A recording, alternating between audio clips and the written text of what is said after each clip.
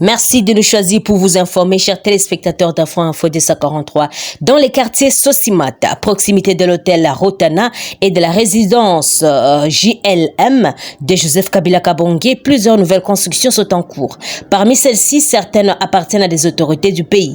Pour faciliter l'accès à leurs propriétés, les autorités envisagent de créer des nouvelles avenues impliquant la démolition des murs des résidences avoisinantes, a constaté Actualité.cd. L'une de ces futures voies pourrait traverser directement la propriété de Joseph Kabila. Une tension est palpable dans la zone.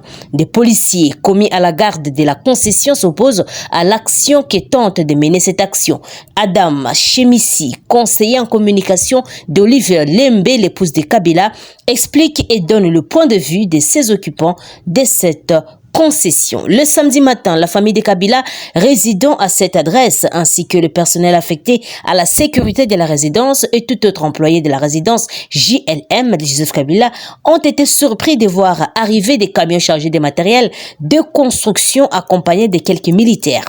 Ces derniers souhaitaient traverser la résidence de Joseph Kabila pour accéder à des terrains appartenant, semble-t-il, à certaines autorités du pays. La situation est la suivante. Les autorités du pays ont acquis des terrains voisins à la résidence de Joseph Kabila Kabange. Pour accéder à ces terrains, elles envisagent de construire une route à travers la résidence de Kabila. Lorsqu'elles ont tenté d'entrer, elles ont rencontré une opposition vigoureuse de la part des policiers affectés à la protection des Kabila. Et ces derniers, ainsi que les autres employés, n'avaient reçu aucune notification concernant le passage de ces camions. Et la famille Kabila, ainsi que Joseph Kabila Kabange lui-même, condamne fermement cette action et estime qu'on ne peut pas établir une route sous la propriété d'autrui pour faciliter son propre accès, d'autant plus que sans présenter les documents officiels. Dans notre pays, les documents officiels sont nécessaires pour entreprendre des travaux. Et si ces autorités ont de tels documents pour leur propre construction, cela ne leur donne pas les droits d'intervenir sur la propriété des Kabila ni de démolir son mur. De plus, de considérer la sécurité est primordial car Joseph Kabila n'est pas n'importe qui. L'ancien président et actuel sénateur à vie et il a des relations à l'international et est connu mondialement. On ne peut pas simplement entrer chez lui sans autorisation. C'est faux. Joseph Kabila Kabange détient cette résidence en toute légalité avec des documents officiels à l'appui. Et ce n'est pas un bien public. Et ceux qui avancent ces genres d'affirmations doivent le prouver avec des documents concrets. Il est erroné de prétendre, sous prétexte que Kabila n'est plus au pouvoir, que tout ce qui lui appartient devient public. Note Actualité.cd.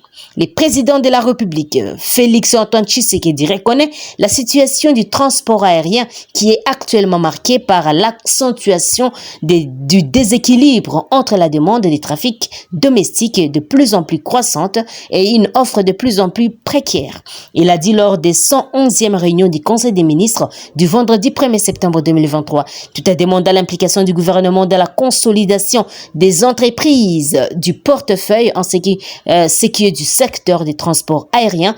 Le chef de l'État a préconisé quelques alternatives. C'est ainsi qu'il a martelé sur la relance des activités du Congo Airways par la mise en œuvre du plan d'urgence tel qu'adopté par le gouvernement ainsi que la finalisation du projet de création de Air Congo en partenariat avec Ethiopian Airlines Group afin de promouvoir le développement du transport aérien dans des conditions optimales de sûreté et de sécurité en RDC.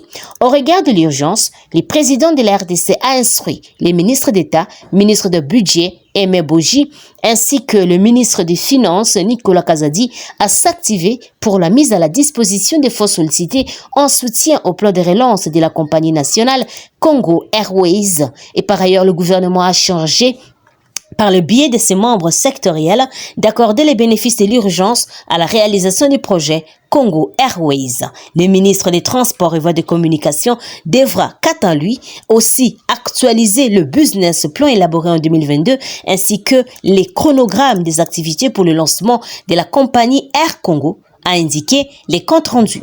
Sur ce même chapitre, le président de la République a estimé que l'inexploitation des lignes aériennes internationales par la RDC occasionne un important manque à gagner et c'est au profit des compagnies aériennes étrangères. Il a précisé que les pays disposent d'un portefeuille de droits des trafics internationaux lui garantis et consacré par plus de 50 accords aériens.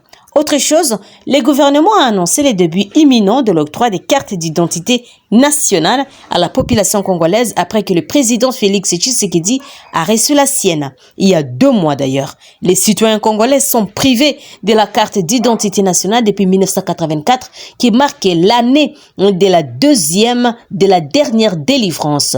C'est seulement depuis le 30 juin de l'année en cours que le président de la République a lancé le processus de délivrance de la carte d'identité nationale à tous les citoyens. L'Office national d'identification de la population ONIP se dote de moyens de réaliser l'une de ses missions régaliennes, c'est de délivrer la carte d'identité à tous les Congolais. Grâce à la détermination du chef de l'État et sous l'égide du gouvernement Sama Lukonde, la carte d'identité nationale aura une durée de vie de 10 ans. Elle sera d'une qualité irréprochable, fabriquée à la base de polycarbonate et un plastique composé de plaques transparentes superposées. Et ces plastiques possèdent comme principale caractéristique d'être indéformables, presque totalement inflammables. Il résiste également à la chaleur, au froid, à la poussière, à la pluie et autres intempéries, aussi froissement extrême.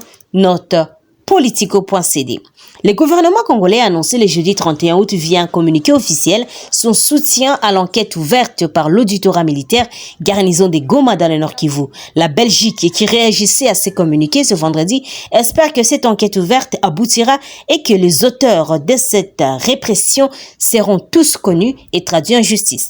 C'est ce qui ressort d'un communiqué de ces pays de l'Union européenne signé ce 1er septembre 2023 et la mise sur pied d'enquêtes est positive et nous espérons qu'elles permettront d'identifier effectivement et de façon exhaustive des auteurs de violences intervenus afin qu'ils répondent de leurs actes. Lit-on dans ces communiqués des documents parvenus à la rédaction des 7sur7.cd. Les royaumes de Belgique condamnent par ailleurs les incitations à la haine et l'usage excessif de la force. La Belgique appelle également à prévenir toute violence contre la population civile, les staffs de la MONUSCO et celui de la force de l'EAC, ajoutons. Rappelons qu'au moins 43 personnes sont mortes au cours des raids des forces armées de la République démocratique du Congo menés contre le membre de la secte mystico-religieuse, la foi naturelle judaïque messianique vers les nations. Et c'était le mercredi dernier, suite à un appel à manifester contre la présence de la MONUSCO en République démocratique du Congo. Note 7sur7.cd. Merci pour votre attention, chers téléspectateurs. C'est par ici que nous terminons notre émission. Merci beaucoup. N'oubliez pas de vous abonner, d'aimer la page et de nous laisser un commentaire. Je suis Santi Chisenga, présentement dans la province de la Tchopo pour Afro Info des 43. Au revoir.